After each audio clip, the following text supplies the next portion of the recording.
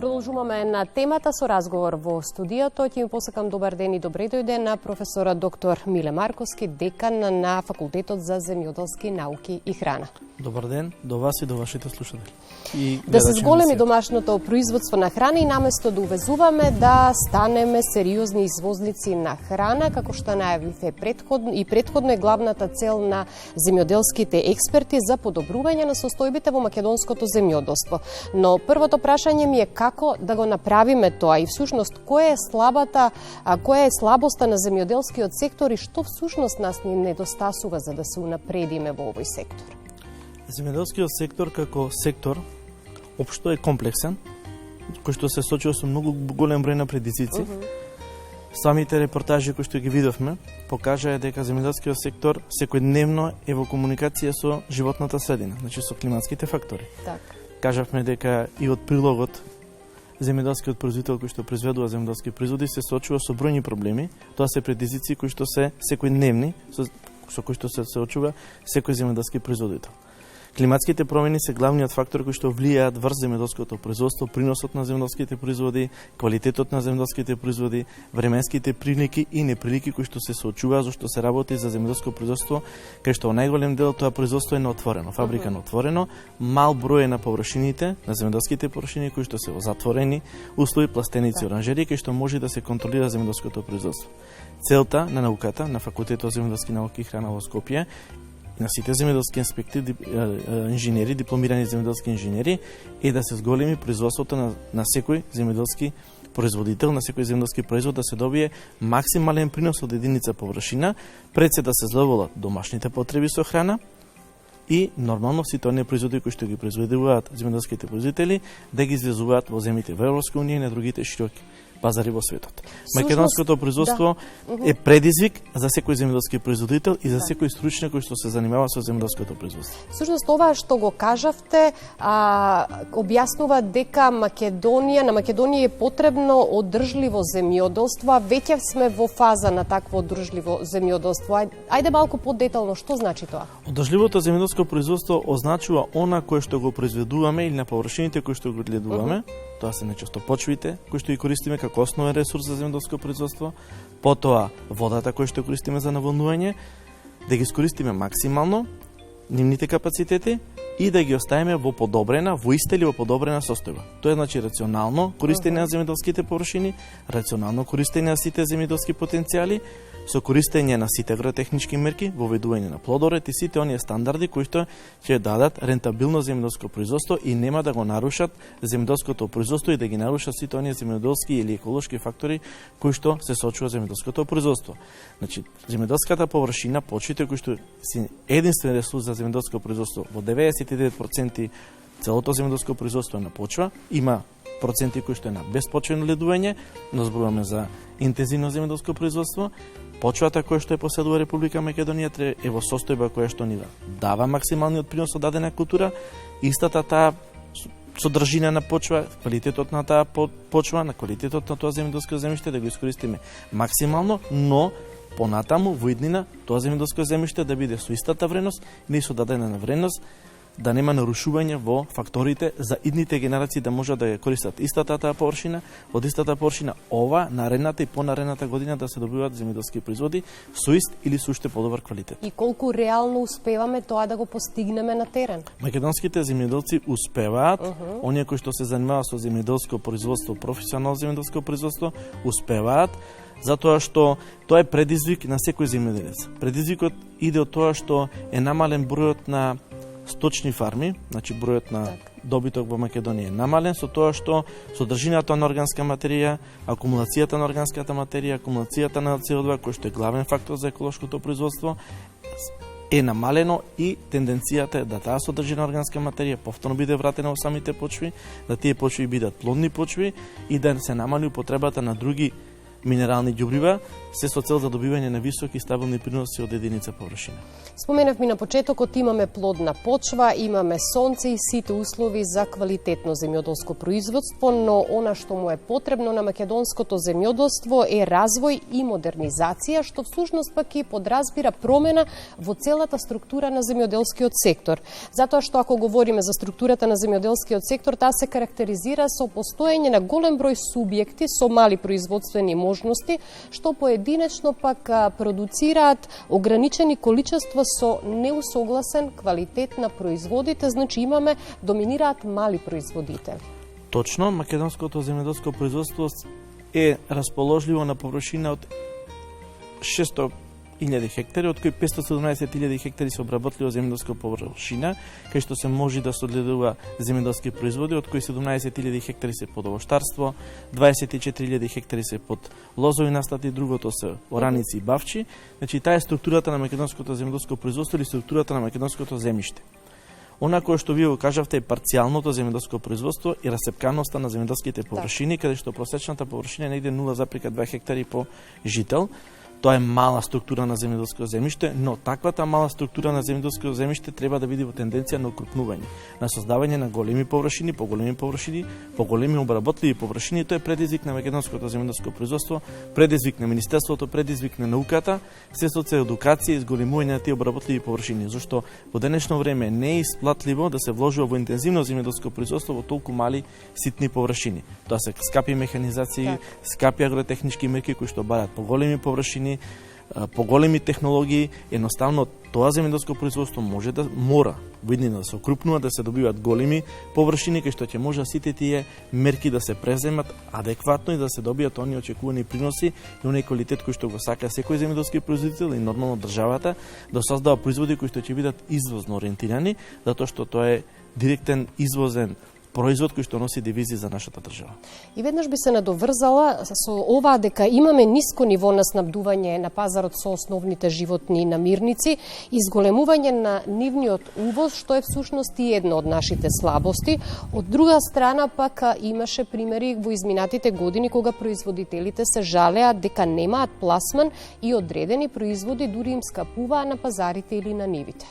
Видете, тоа е малце дискутабилно, затоа што дел од земјоделските производи кои што ги произведува нашите плодни почви во Македонија обезбедуваат скоро доволно количество на оние намирници кои што се потребни како држава, како население за да ги задоволи своите потреби. Од оние што се произведуваат во Македонија. Во Македонија, но има земјоделски производи нормално кои што се недостаток и се увозни култури земјоделски кои што ги увезуваме. Значи, јас неспорно е дека во Македонија во еден период од годината се увезуваат и домати, и пиперки, и бостан, но тоа се во почетните периоди кога ги увезуваме од Албанија, од Грција, од Турција, кај што ги има. Но со текот на вегетацијата, како и нашите земјоделски, доаѓа нашето земјоделско производство и 90%, 80% од нашите површини веќе се со домашно производство од нашите плодни почви. Но сепак имаме перманентно увоз на земјоделски производи кои што не ги произведуваме во Македонија. Ние сме увозници на лимони, увозници на банани, на авокадо, на производи кои што мора да ги увезуваме, не ги произведуваме во Македонија. Кафе, какао, тоа се производи кои што ги увезува државата и нормално ти учествуваат со големи финансиски средства. Иначе генерално Република Македонија, земјоделците во Република Македонија, они основни намирници кои што се потребни за државата ги обезбедуваме. Оваа година можеме слободно да кажеме дека површините кои што беа минатата вегетативна година засејани со пченица и јачмен, оваа година според резултатите кои што ги добиваме од терен имаме солидни, негде и дури одлични приноси од житни култури. Жетвата на јачменот веќе привршува, сега почнува жетвата на пченицата. Од оние информации кои што ги имаме, површините кои што беа добро обработени, кај што се применија добри агротехнички мерки, значи примена на соодветна количина минерални ѓубрива, соодветна количина на заштитни средства употребени, се добиени одлични, можам да кажам, во некои површини рекордни приноси на јачмен. Тоа се очекува со пченицата, така да има години кај што самата површина, самото земјоделско производство, климатските фактори обезбедуваат доволни услови да се добијат добри приноси од земјоделски производи. Не е така со овоштарството, пример. Знаете дека имавме доцни пролетни мразеви, кај што имавме измрзнување на големи количини на овошни насади, така што таму е намалено производството оваа година на овошни насади. Добра е состојбата како што гледаме од терен со лозарското производство. Имаме добра година со лозовите насади. Минатата година имавме исто така Според статистичките податоци кои што ги имаше државата, очекувани беа 19 милиони килограми на тутун, недоку 24-25 милиони килограми на тутун се произведе, која што производ тутун препознат за нашата држава, кој што е најголем дел извозна суровина и за домашното производство, за производството на цигари, но тутун кој што се изразува како ориентален тутун во земјите од Европска унија и надвор Јапонија, Америка и така натаму. И сега одиме со она што е главна тема на нашата емисија, како до модернизација на земјоделското производство неопходна е трансформација преку иновации и дигитализација. И прашањето ми е што би значило тоа всушност, што треба да направи државата, а што да направат земјоделците? Државата создава услови за дигитализација. Тоа значи дека прво нешто кое што направи државата, помогна државата и во процесот на набавка и субвенционирање на механизација која што е современа. Сега немате вие трактор, механизација кој што во него нема GPS уред. Значи тоа се услови кои што ги дава самите земјоделски производители да имаат посовремено земјоделско производство, да ги користат тие дигитални алатки. Самата држава влезе во целосен процес на дигитализација. Сето тоа е предизвик за земјоделското производство. Мора да бидеме реални дека земјоделците во Република Македонија се земјоделци кои што старосната граница е многу висока, 50-55 години се старосната граница, која што е многу потешко да се едуцираат во однос на таа дигитална трансформација, но имате сега и земјоделци млади кои што од старт размислуваат за едно современо дигитално земјоделско производство. Современи алатки кои што се потребуваат во земјоделското производство, користење на сензори, користење на дигитални алатки, дигитални мапи, користење на агрометролошки станици кои што ќе даваат резултати, кои што ќе го планира земјоделското производство, ќе даваат знаци кога треба да се ѓубри, кога треба да се прави заштита, така што едноставно македонското земјоделско производство влегува во процесот на дигитализација. Имате вие млади земјоделски производители професионално кои што се занимаваат каде што длабоко е навлезен процесот на дигитализација. Има нормално земјоделци кои што се уште нема ни малце влезено во процесот на дигитализација, но со тек на време тој чекор е долготраен. Не е тоа мерка која што треба се спроведи од година за година, тоа е малку подолг временски период, затоа што пред се ние како факултет, како универзитет треба да создадеме и едуцирано земјоделско население, тоа се дипломирани земјоделски инженери кои што ќе произлезат од нашите клупи, од нашите факултети, кои што ќе бидат додадена вредност, кои што ќе помагаат во процесот на дигитализација на агросекторот во Македонија. Затоа тој процес е многу комплексен и бара поголем временски период за да може да го разгледуваме колку Македонија е во процесот на дигитализација во секторот на земјоделство навлезено. Јас можам да кажам дека влегува и навлегува се повеќе и повеќе, зашто тоа е предизвикот кој што мора да го имаме во денешно време, се со цел. И тоа е насушна потреба зашто бројот на работна сила е намален. Дигитализацијата е процес на сведување на работните операции со користење на човечка сила да се сведи на што е можно по минимален број на работни сати од страна на човекот. За да се може да се имаме рентабилно земјоделско производство, процесот на дигитализација на нови современи системи, нови современи дигитални алатки е неминовен и ќе се случува секој ден во секој период од годината која имаме вегетација на нашите плодни почви. Сега кога говориме за унапредување и модернизација на македонското земјоделство, мораме да споменеме дека потребно е усогласување на секторот и со законодавството на Европската унија, секако исполнување на одредени критериуми. Па овде би ве прашала кои се извозните потенцијали на земјоделско-прехранбениот сектор и дали можат домашните компании да се надпреваруваат со пазарите на Европската унија и со другите регионални пазари и всушност кои се нашите предности во однос на другите земји? Нашите предности во однос на другите држави во околината е нашиот квалитет на земјоделскиот производ. Значи Република Македонија произведува квалитетни земјоделски производи кои што се користат за нашето население, но за населението кое што ќе го користи како производ кој што е извезен од Република Македонија. Исто така предизвикот кој што се соочува Републиката, државата Македонија, во однос на зголеменото земјоделско производство треба да го насочи во извоз. Главна гранка кај нас, која што е извозно ориентирана како култура е грозјето, тутунот и делот површините кои што имаме повисоки приноси кои што можеме да ги извезуваме. повторно кажу, наша предна страна како држава е раноградарското производство, кај што можеме да добиеме култури кои што може да ги користиме и за македонскиот пазар, но делот тие вишоци да ги извезуваме надвор. Тука треба да се насочуваме во контролираното земјоделско производство, во оранжери и пластеници, кои ќе имаат големи високи приноси, ќе ги задоволат домашните пазари, нормално вишокот од земјоделски производи да можеме да ги извезуваме и да добиваме финансиски девизни приливи од странство. Исто така, она кое што треба ние како наука да го едуцираме и ги едуцираме нашите студенти е примената на современи техники на земјоделско производство, современи системи на земјоделско производство, кои што ќе користат нови сорти, поотпорни на болести и штетници, каде што ќе имаме поголемо производство, постабилни приноси, прилагодувањето на климатските средини, нови системи за наводнување, користењето на рационално количеството на вода и слично, кои што се адаптабилни мерки за современо земјоделско производство.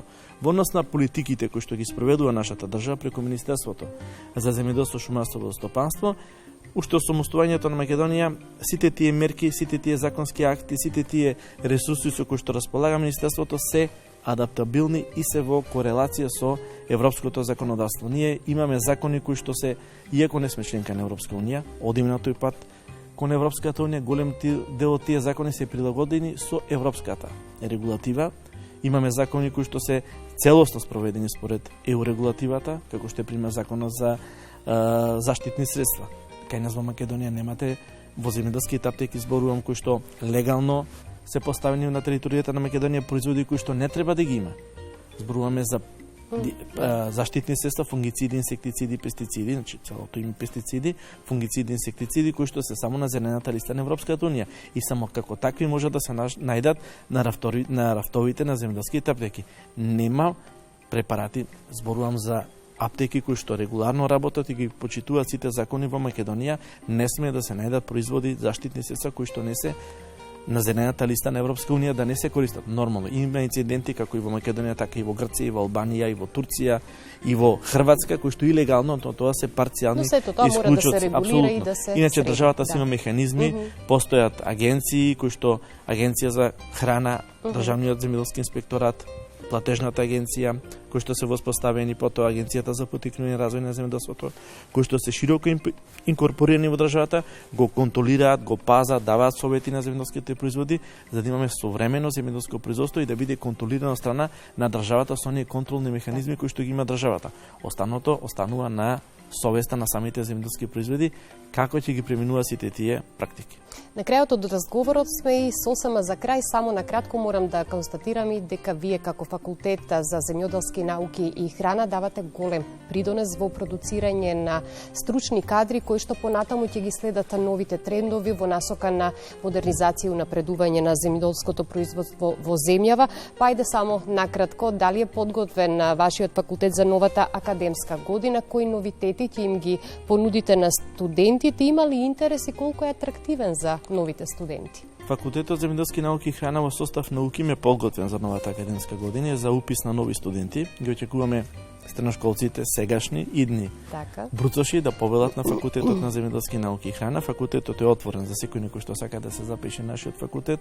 Има голем број насоки со кои што можеме да ги понудиме на средношколците и секој средношколец да си го најде своето место на нашиот факултет. Факултетот минатата година акредитира на нова студиска програма во чекор со иднината, во чекор со времето. Тоа е насоката дигитално земјоделство, која што е интердисциплинарна студиска програма, заедно со Машинскиот факултет, ФИНК и ФЕИД и ние како носечки на тој студиски програм. Тоа е нова студиска програма која што е нова, но постоечките студиски програми се подеднакво значени и битни за целото земјоделско производство за ова кој што го зборувавме. Факултетот исто така е единица во состав на УКИМ која што има своји опитни површини, во опитното поле 74 хектари, кај што факултетот ги применува сите овие нови технологии на земјоделско производство. Во рамките на тоа опитно поле факултетот ја има генбанката за автохтони овошни видови, развива нови технологии.